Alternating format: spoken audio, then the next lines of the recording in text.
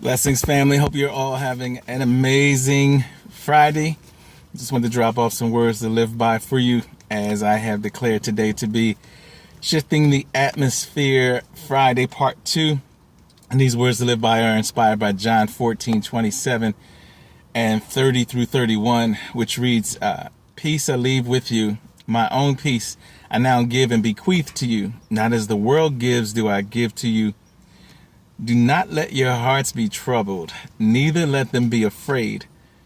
Stop allowing yourselves to be agitated and disturbed, and do not permit yourselves to be fearful and intimidated and cowardly and unsettled.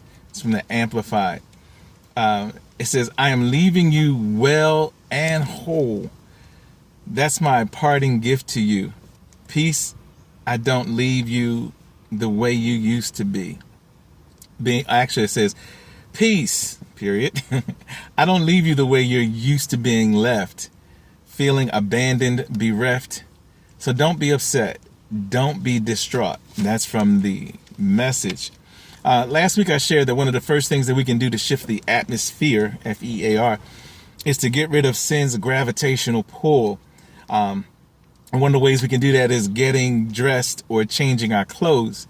And I suggested slipping on the garment of praise, as it says in Isaiah 61:3. It says, give unto them a crown of beauty for ashes, the oil of joy for mourning, and the garment of praise for the spirit of heaviness. I consider this myself, the garment of praise. I consider it an undergarment or under armor. Therefore, I continue getting dressed by putting on the full armor of God, as commanded in Ephesians 6:10 through 18. So once we're wearing the garment of praise, our crown of beauty, and the oil of gladness, or that lotion,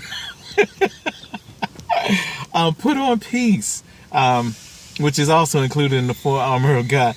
Once we do all of that, we have everything that we need as far as to shift the atmosphere. In essence, what the Lord was explaining to them and to us is that he was leaving us with what we needed to maintain the proper attitude and atmosphere. So in verse 30, it says, I will not talk to you much more, for the prince or evil genius or ruler of the world is coming, and he has no claim in me. He has nothing in common with me. There is nothing in me that belongs to him, and he has no power over me. That's from the Amplified version of John 14:30. That's just, it. It has no. The enemy has nothing in him.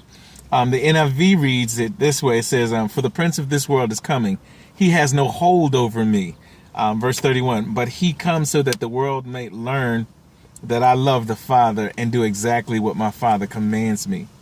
In other words, he was saying the prince of the power of the air is coming, but he can't change, contain, or contaminate or control my atmospheric conditions, because he has nothing in me or on me for him to gravitate to. There's no gravitational pull.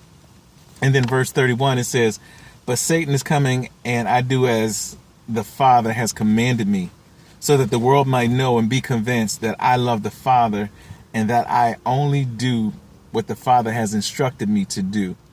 I act in full agreement with his orders. Rise, let us go from here. So if we want to show the world and our Father that we love him, and that his perfect love is in us, then let's shift the atmosphere. If we're mature and the atmosphere has been shifted away from us, let's help someone else shift the atmosphere away from them, because his perfect love equips us to evict evil. That's 1 John 4:18, my paraphrase. His perfect love, it says in one version, it casts fear out of doors.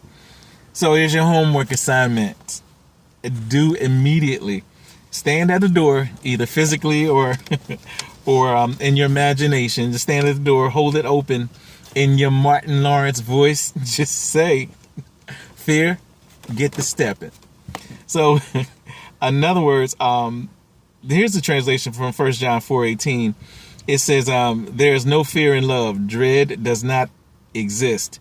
But full-grown, complete, perfect love turns fear out of doors and expels every trace of terror.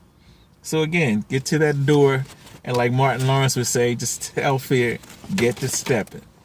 So these have been words to live by. May they bless you as well as those that you share them with, and have a blessed and safe, happy, exciting Memorial Holiday weekend. And please remember those who gave their lives for the freedoms that we have in the natural, as well as pray for their surviving family members. God bless you.